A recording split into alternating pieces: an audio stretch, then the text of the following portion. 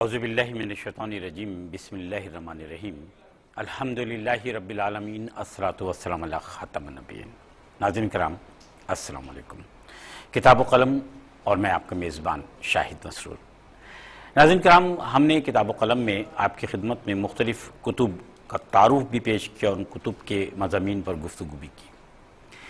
مقصد یہ نہیں ہوتا کہ ہم پروگرام برائے پروگرام کریں یا آپ کے سامنے کوئی ایسا علم پیش کریں کہ جس کا آپ کی زندگیوں سے، آپ کے معاملات سے کوئی تعلق نہ ہو۔ کتاب و قلم میں خاص کر کتابوں کا انتخاب کرتے ہوئے اس بات کو پیش نظر رکھا جاتا ہے کہ ایسی کتب کا انتخاب کیا جائے کہ جن میں دین کا علم اور خاص کر دین کے علم کے وہ مضامین موجود ہیں کہ جو آپ کی اور ہماری زندگیوں میں بعض معاملات میں بہت زیادہ اہمیت رکھتے ہیں۔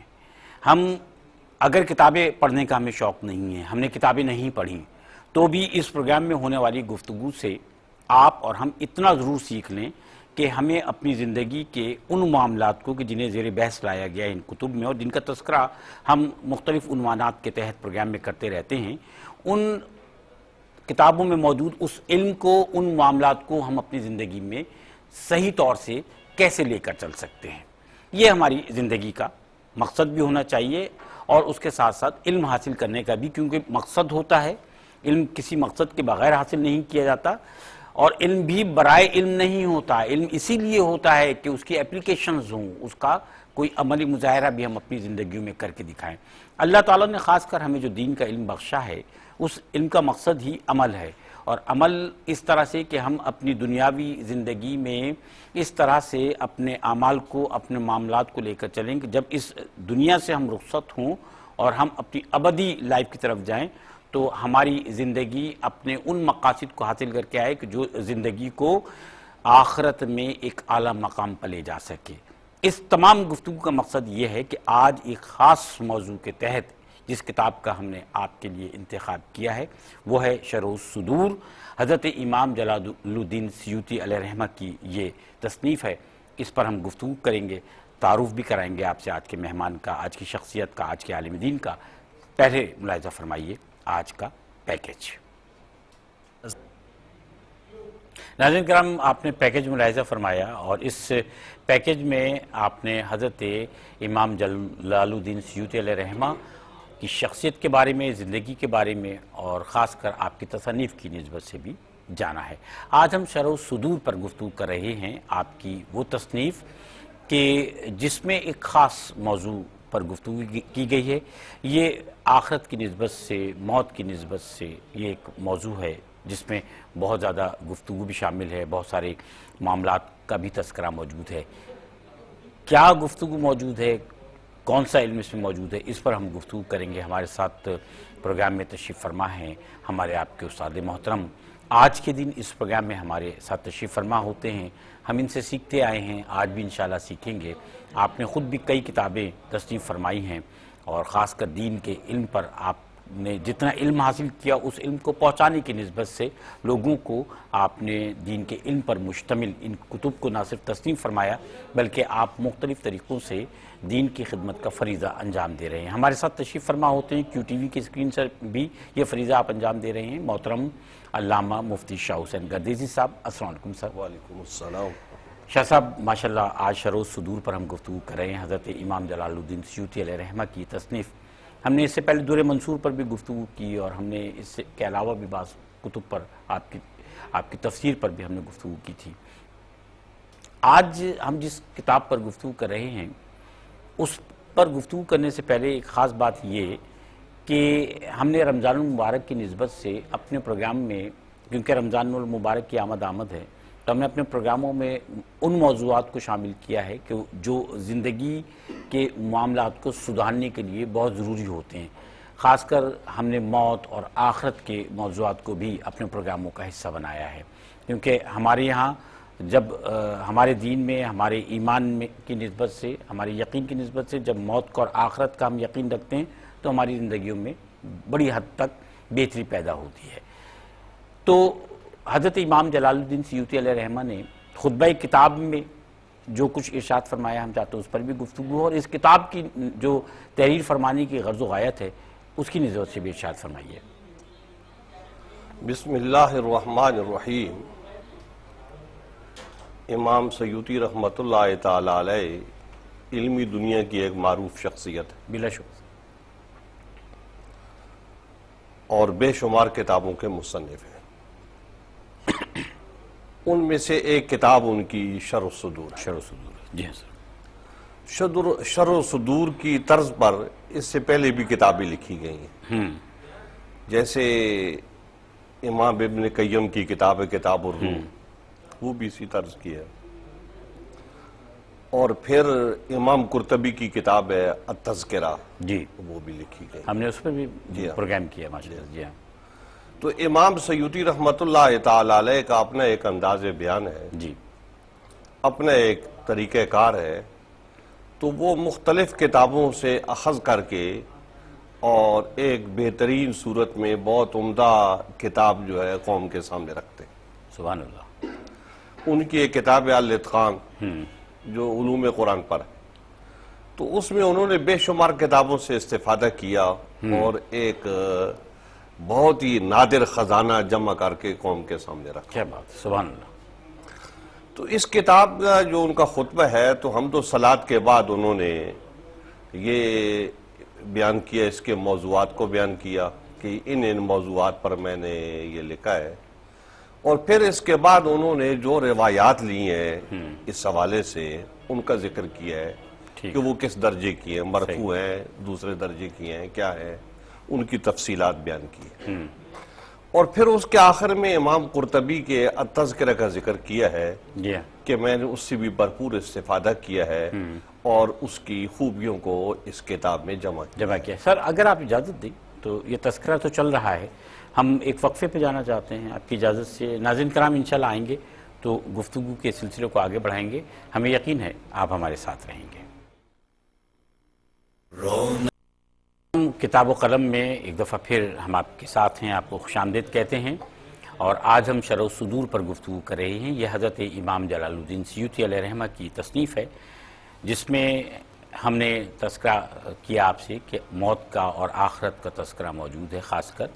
اور جب ہم وقفے پہ گئے تو ہمارے ساتھ تشریف فرما عالم دین، ہمارے معزز آج کے مہمان محترم علامہ مفتی شاہ حسین گردیسی صاحب ہمیں بتا رہے تھے کہ حضرت علامہ جلال الدین سیوطی علیہ رحمہ نے جو پہلا باب باندھا ہے خطبہ کتاب میں جو ارشاد فرمایا ہے وہ کیا ہے، اور پھر خاص کر آپ نے جو غرض و غایت بیان فرمائی ہے اس کتاب کی نسبت سے، آپ نے فرمایا کہ آپ فرماتے ہیں کہ التذکرہ سے بھی میں نے جو مستفید ہوں استفادہ کیا ہے۔ جی ہاں، امام قرطبی کا انہوں نے ذکر فرمایا ہے، اور چونکہ امام قرطبی کا یہ رسالہ جو ہے تذکرہ یہ بڑا جامع قسم کا ہے، لیکن ہر چیز میں گنجائش ہوتی ہے، تو امام جلال الدین سیوطی رحمۃ اللہ تعالی علیہ نے اس میں گنجائش دیکھی اور بے شمار چیزوں کا اضافہ کیا، اور جن چیزوں کو لے سکتے تھے وہ اس میں انہوں نے ان سے بھرپور طریقے سے لیا، اور اس کا انہوں نے اظہار بھی کیا ماشاءاللہ کہ یہ میں نے ان سے استفادہ کیا۔ کیا۔ تو امام سیوطی رحمۃ اللہ تعالی علیہ نے مجموعی طور پہ جو خطبہ کتاب میں باتیں کی ہیں تو وہ اسی حوالے سے ہیں، اور یہ کتاب اس لیے لکھی گئی ہے تاکہ ایک مسلمان آدمی جو ہے اس کو اپنی اصلیت کی طرف رجوع رہے، کیا بات ہے، اور اس کو اس بات کا احساس رہے کہ موت ایک حقیقت ہے اور اس سے غافل نہیں ہونا چاہیے۔ اچھا پہلا جو باب اب جب باندھے آدمی ہیں، یہ بات جی ہاں، دیکھتا ہے موت کے حوالے سے تو عموماً لوگ جو ہے نا وہ غافل ہوتے ہیں، لیکن حضرات صوفیہ کرام کے ہاں تعلیم و تربیت کا ایک نظام چونکہ موجود ہے تو اس لیے وہ غفلہ آدمی کو غافل نہیں ہونے دیتے، وہ آدمی کو جگہ رکھتے ہیں، بیدار رکھتے ہیں۔ سر میں اسی نسبت سے سوال کرنا چاہ رہا تھا کہ پہلا باب آپ نے باندھا ہے موت کی تخلیق اور تمنا پر، میں چاہتا ہوں اس پر گفتگو ہو۔ جی ہاں، اب یہ دیکھیں نا، موت جو ہوتی ہے یہ ایک آدمی، ہر آدمی کو پتا ہوتا ہے کہ ایک دن میں نے جانا ہے، جانا حقیقت ہے، بہت اور بڑی جو ہے یہ ایک ابدی حقیقت ہے، لیکن اس کو آدمی بھول چکا ہوتا ہے۔ روزانہ آدمی دیکھتا ہے کہ جنازے جا رہے ہیں قبرستان کی طرف، لیکن کوئی خوف، کوئی دہشت دل میں نہیں پیدا ہوتی۔ تو یہ اس کی وجہ یہ ہوتی ہے کہ یہ غفلت ہوتی ہے آدمی کی، کہ آدمی دنیا کی زندگی میں ایسا محو ہوتا ہے کہ آخرت اس کو یاد ہی نہیں آتی۔ تو اب امام سیوطی رحمۃ اللہ تعالی علیہ نے وہاں موت کا ذکر کیا سب سے پہلے، تاکہ موت کی حقیقت جو ہے وہ ان کے سامنے آئے. اور پھر انہوں نے یہ بات بھی اس میں بیان فرمائی بزرگوں کے اقوال سے کہ یہ جو اس دنیا میں آ جاتا ہے وہ ابدی ہوتا ہے. وہ یہ نہیں ہوتا کہ وہ فنا ہو گیا اور ختم ہو جائے. وہ اسی دنیا اس کا نظام چلتا رہتا ہے. پھر آگے اس کا ذکر جو ہے وہ باقی رہتا ہے اور اس کا نظام چلتا ہے. لیکن موت جو ہوتی ہے وہ ایک دار سے دوسرے دار میں منتقل کرنے کا ایک ذریعہ ہوتا ہے. صحیح. کہ ایک آدمی نے اپنی ایک زندگی یہاں پر گزاری اس عالم میں، تو اب وہ دوسرے عالم میں منتقل ہو گیا. ٹھیک ہے. تو منتقل اس لیے ہوا ہے کہ آخر یہ ایک نظام ہے. اللہ جل جلالہ نے جو مخلوق پیدا فرمائی ہے تو اس میں جو جاندار ہیں اس میں یہ چیز بھی اللہ نے موت کو دار فانی سے دار لافانی کی طرف. کل نفس ذائقۃ الموت، کہ ہر جاندار جو ہے اس نے موت کا ذائقہ چکھنا ہے.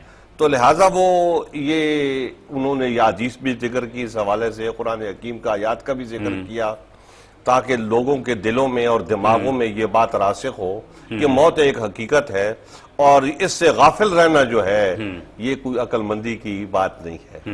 تو حضرت امام سیوطی رحمۃ اللہ تعالی علیہ نے اس حوالے سے کئی حدیث بیان کی ہیں اور بزرگوں کے اقوال جو ہیں وہ جہاں مناسب سمجھتے ہیں ان کو بھی انہوں نے بیان کیا ہے. اور اس میں انہوں نے یہ بات کہی ہے، بار بار جو ہے یہ باور کرایا ہے کہ موت ایک حقیقت ہے اور اس کی تمنا کے بارے میں جو ہے موت کی تمنا نہیں کرنی چاہیے. اچھا. کہ اے اللہ مجھے موت دے دے، یہ کبھی اس بات کی خواہش نہیں کرنی چاہیے. ہاں دینی لحاظ سے اگر حالات خراب ہو جائیں تو انہوں نے اس کا طریقہ یہ بتایا ہے کہ پھر آدمی یہ دعا کرے کہ باری تعالیٰ جب تک میرا زندہ رہنا بہتر ہے مجھے زندگی دے، اور جب میرا جو ہے نا مرنا بہتر ہے تو مجھے موت دے دے. اس لیے کہ یہ دنیا کے حالات جو ہیں دین کے لحاظ سے بہت خراب ہو چکے ہیں، کہیں ایسا نہ ہو کہ میرا دین جو ہے وہ میرے ہاتھ سے چلا جائے. صحیح. تو اس حوالے سے انہوں نے اس بات کا ذکر کیا ہے اور یہ ذکر امام قرطبی نے بھی کیا ہے کہ اس طریقے سے موت کی تمنا کی جا سکتی ہے. اور ویسے موت کی تمنا کرنا جو ہے یہ ممنوعات میں شامل ہے اور یہ وہ لوگ کرتے ہیں کہ جو دین کے لحاظ سے کمزور لوگ ہوتے ہیں اور جن کا دین کے آخرت کے اوپر پختہ یقین نہیں ہوتا، تو وہ جو ہے نا اس دنیا میں ہمیشہ رہنے کی تمنا کرتے ہیں اور وہ یہ نہیں چاہتے کہ ہمارے اوپر کبھی موت ہو.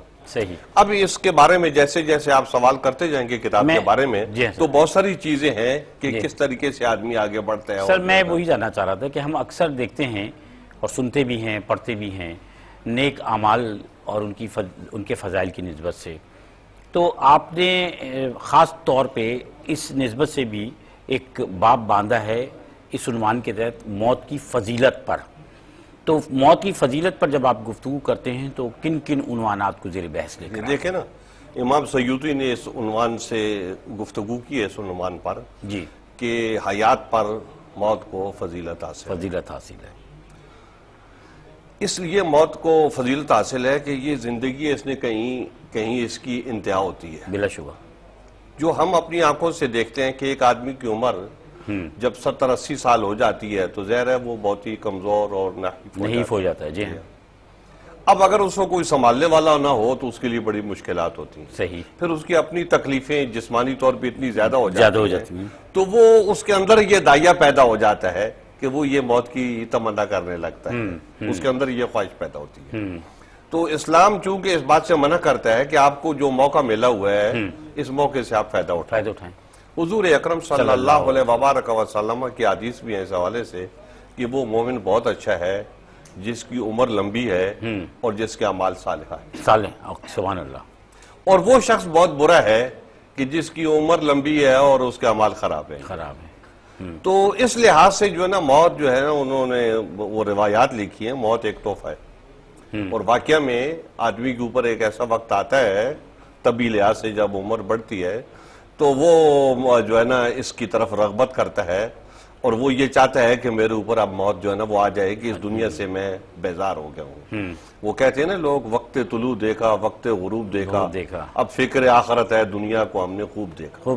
تو دنیا کو دیکھ دیکھ کے اس کی نہرنگیوں کو دیکھ دیکھ کے وہ عاجز آ جاتے ہیں اور وہ کہتے ہیں کہ اس دنیا کو ہم نے بہت دیکھ لیا ہے اب ہم جو ہے فکر آخرت کی طرف جا رہے ہیں. صحیح.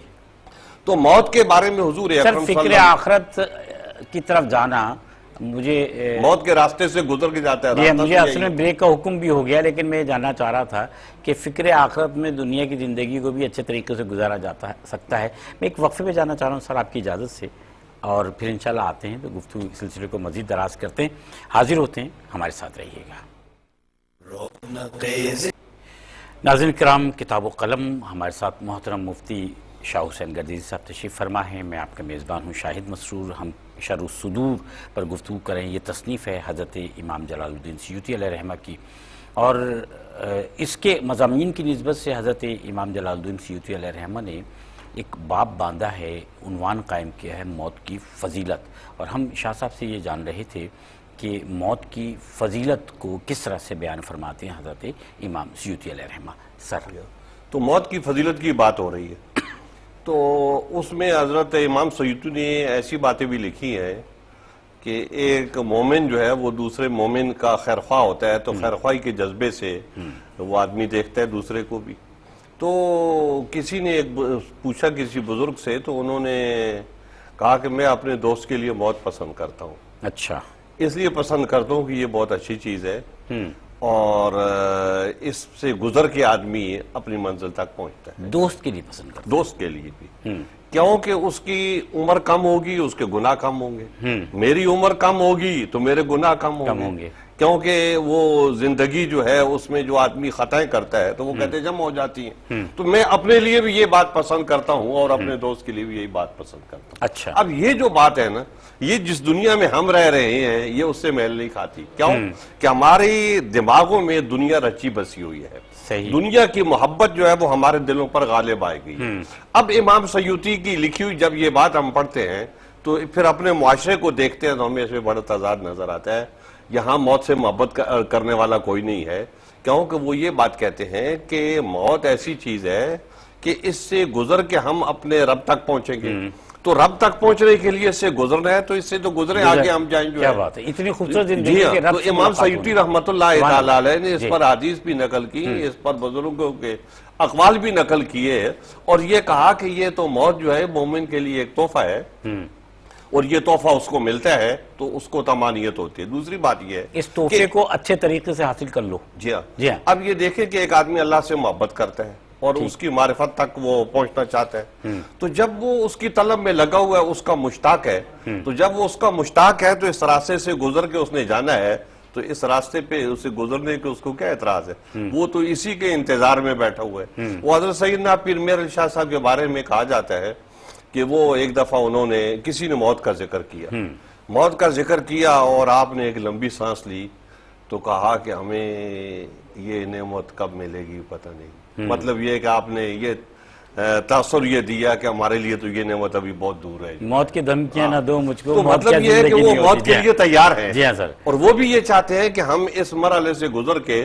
اپنے محبوب کی لقاء جس کے لیے ہم شب و روز لگے ہوئے ہیں تو اس تک پہنچنا ہے. تو لہٰذا ان کی بھی یہ دل میں خواہش ہے کہ وہ وقت کب آئے گا. اچھا سر، آپ صلی اللہ علیہ وسلم نے مختلف مقامات پر ارشاد فرمایا ہے کہ موت کو کثرت کے ساتھ یاد کرو. یہ موت کو کثرت کے ساتھ یاد کرنے سے کیا مراد ہے؟ حضور اکرم صلی اللہ علیہ وبارک وسلم نے موت کے حوالے سے، قبر کے حوالے سے بھی یہ باتیں ارشاد فرمائی. آپ نے یہ ارشاد فرمایا ہے کہ موت کو کثرت سے جو آدمی یاد کرتا ہے تو اس کی انتظار میں رہتا ہے کہ وہ کب آتی ہے. یاد رکھنے کا مطلب یہ ہے کہ اس کو وہ اپنے دھیان میں رکھتا ہے، اور جب کوئی عمل کرنے لگتا ہے تو وہ یہ سوچتا ہے کہ یہ میرا عمل جو ہے اللہ اور اس رسول کے حکم کے خلاف تو نہیں ہے، کیونکہ مجھے اس ساری بات کا حساب دینا ہے. اللہ کی بارگاہ میں ہر چیز جو ہے نا وہ پیش ہونی ہے، اور مجھ سے پوچھا جائے گا، مجھ سے سوال ہوگا. تو یہ اس طریقے سے جو آدمی موت کو یاد رکھے گا تو ظاہر ہے وہ گناہ نہیں کرے گا، وہ خطا نہیں کرے گا. خطاً اس سے خطا ہو جائے تو یہ ایک الگ بات ہے، لیکن وہ جان بوجھ کے کوئی ایسا عمل کرے جس میں اللہ اور اس کے رسول کی ناراضگی ہو تو ایسا ممکن نہیں ہے. تو ایک آدمی جو ہے وہ جب اس طرف جاتا ہے اور موت کو اپنے دھیان میں رکھتا ہے تو اس کو جو ہے نا یہ دنیا کے معاملات میں جسے یکسوئی حاصل ہو جاتی ہے. اس لیے کہ بہتر آدمی وہی ہوتا ہے کہ جو بہت صاف ستھری زندگی گزارتا ہے اور بہت ہلکی پھلکی زندگی گزارتا ہے، اور اس نے اپنے اوپر بہت سارے بوجھ نہیں لاد کے رکھے ہوئے. تو جو اس طریقے سے آدمی زندگی گزارتا ہے تو اس کا راستہ جو ہے نا وہ صاف ہوتا ہے، کلیئر ہوتا ہے، تو وہ اپنی منزل کی طرف اس طریقے سے جو نا وہ جاتا رہتا ہے۔ حضور اکرم صلی اللہ علیہ وبارک وسلم نے یہاں پر بھی یہ بات ارشاد فرمائی کہ جس موت کو یاد رکھے گا، بلکہ ایک جگہ تو آپ نے یہاں تک ارشاد فرمایا جو موت کو یاد رکھے گا صبح و شام جو ہے تو وہ کل جو ہے نا وہ شہیدوں کے ساتھ ہوگا، جو شہداء کا مرتبہ ہوگا وہ اس کا مرتبہ ہوگا۔ صحیح۔ پھر حضور اکرم صلی اللہ علیہ وبارک وسلم کی حدیث ہے کہ میں نے تمہیں زیارت قبور سے منع کیا تھا، اب تمہیں میں اجازت دیتا ہوں۔ کیوں؟ جی، اس کی وجہ آپ نے بیان فرمائی ارشاد کہ فَإِنَّهَا تُزَاحِدُ فِي الدُّنْيَا وَتُذَكِّرُ الْآخِرَةَ، کہ یہ دنیا سے دوری پیدا کرتی ہے زیارت قبور جو ہے، اور آخرت کی یاد دلاتی ہے۔ تو مقصود تو یہ ہے کہ مومن اس دنیا میں رہے اور آخرت کو یاد رکھے۔ تو آخرت کو یاد رکھنے کا مطلب یہ ہے کہ وہ جزا و سزا کا نظام جو ہے وہ اس کے سامنے ہونا چاہیے، تاکہ اپنی وہ اس دنیا کی زندگی جو ہے نہایت ہی صفائی کے ساتھ گزارے، کوئی اس کی زندگی میں کسی قسم کی کوئی پیچیدگی نہ ہو۔ تو حضور اکرم صلی اللہ علیہ وبارک وسلم کی یہ حدیث ہے کہ آپ جو ہے نا وہ موت کو کثرت سے یاد کرو، تاکہ جو ہے نا آپ کی آخرت جو ہے وہ بہتر ہو جائے، اور جو لوگ موت کو کثرت سے یاد کرتے ہیں تو ان کی آخرت جو ہے وہ بہتر۔ اچھا، اس پہ تو ہم گفتگو کر چکے ہیں، کیونکہ بعض جگہ اس حدیث مبارکہ کا دوسرا حصہ یہ ہے کہ موت کی تمنا نہ کرو، اس پہ ہم نے بات کی۔ اب ایک بہت اہم بات ہے، وہ یہ ہے کہ موت کا سامنا ہر شخص کو کرنا ہے، ہر ذی نفس کو موت کا ذائقہ چکھنا ہے۔ مرض الموت میں جب انسان مبتلا ہو جائے تو اس وقت پہ اس کو شریعت کے مطابق کیا کرنا چاہیے؟ دیکھیں، جو چیز ہوتی ہے اعتبار جس کا ہوتا ہے وہ خاتمے کا ہوتا ہے۔ صحیح۔ کہ آپ اس دنیا سے جا رہے ہیں تو وہ آپ کا آخری مرحلہ جو ہے وہ اللہ اور دین کے حوالے سے کیا ہے، صحیح، دار و مدار سارا اس کے اوپر ہوتا ہے۔ صحیح۔ اس سے پہلی زندگی آپ کی جو اچھی گزری ہے تو سبحان اللہ، اور اگر خراب بھی گزری ہے تو اس میں آخری وقت میں بہتری آ گئی تو وہ خطائیں جو ہے نا وہ آپ کی معاف ہو سکتی ہیں۔ حضور اکرم صلی اللہ علیہ وبارک وسلم نے اس بارے میں بہت ہدایات دی اور مسلمان اس پہ عمل بھی کرتے تھے۔ خود حضور اکرم صلی اللہ علیہ وبارک وسلم کی حیات طیبہ میں بھی ایسا ہوتا تھا کہ وہ جو مرض الموت میں بیمار جو ہوتا ہے، مبتلا ہوتا ہے، تو اس کو تلقین کی جاتی ہے۔ تو حضور اکرم صلی اللہ علیہ وبارک وسلم نے یہ ارشاد فرمایا ہے کہ اس کو کلمے کی تلقین کرو، یعنی لا الہ الا اللہ محمد رسول اللہ۔ مطلب یہ نہیں ہے کہ اس کو جبر سے آپ یہ بات کہو، اس کے سامنے آپ اس طریقے سے نہایت نرمی کے ساتھ تذکرہ کرو، محبت آمیز لہجے میں تذکرہ کرو، تاکہ اس کی زبان سے خود بخود جو جاری ہو جائے، یہ کلمہ جو ہے وہ جاری ہو جائے۔ اور یہ کلمہ ایسا ہے کہ جس کا آخر یہ کلمہ ہوگا تو وہ جو ہے نا اس کے معاملات بہت آسان ہیں اور اس کے لیے آخرت میں بہت بہتری ہے۔ حضور اکرم صلی اللہ علیہ وبارک وسلم نے جو لوگ مرض الموت میں مبتلا ہوتے ہیں ان کے بارے میں یہ ارشاد فرمایا ان کے پاس سورہ یاسین پڑھو۔ چنانچہ ہمارے کلچر کا بھی یہ حصہ ہے کہ جو آدمی فوت ہونے والا ہوتا ہے، مرض الموت میں مبتلا ہوتا ہے، اس کے پاس سورہ یاسین تلاوت کی جاتی ہے۔ اسی طریقے سے حضور اکرم صلی اللہ علیہ وبارک وسلم کے صحابہ کرام جو ہے جیسے وہ کچھ سورہ بقرہ کی تلاوت کرتے تھے، تو مطلب یہ ہے کہ قرآن حکیم کی تلاوت ہونی چاہیے، آخرت کی بات ہونی چاہیے، کلمے کا ذکر ہونا چاہیے اور آخرت کی طرف رجحان ہونا چاہیے، تاکہ وہ جو شخص مرض الموت میں مبتلا ہے اس کو توبہ کا موقع ملے اور اس طریقے سے اس کا سفر جو ہے وہ آخرت۔ سبحان اللہ، بہت شکریہ محترم علامہ مفتی شاہ حسین گردیزی صاحب، اور ناظرین کرام آپ کا بھی شکریہ کہ آپ ہمارے ساتھ رہے۔ ہم نے آج حضرت امام جلال الدین سیوطی علیہ رحمہ کی تصنیف شرح الصدور پر گفتگو کی ہے۔ اس کتاب میں خاص کر موت اور آخرت کے مضامین کو شامل کیا گیا ہے، اور یہ ہماری زندگی کا سب سے اہم ترین موضوع ہے۔ اگر ہم اپنی موت کو اور آخرت کو یاد رکھیں تو جیسے کہ کتاب میں بھی موجود ہے، یہاں گفتگو بھی ہوئی کہ ہماری زندگیاں، دنیاوی زندگی سنور جائے گی تو یقیناً ہماری آخرت بھی سنور جائے گی۔ اللہ تعالیٰ آپ کو اور ہمیں سب کو، ہم جو کچھ کہتے ہیں، جو اچھی گفتگو کرتے ہیں، جس اچھی گفتگو لوگوں کو تلقین کر رہے ہوتے ہیں، اس پر خود بھی عمل کرنے کی توفیق عطا فرمائے۔ اپنی بہت ساری دعاؤں میں یاد رکھیے گا۔ اللہ حافظ۔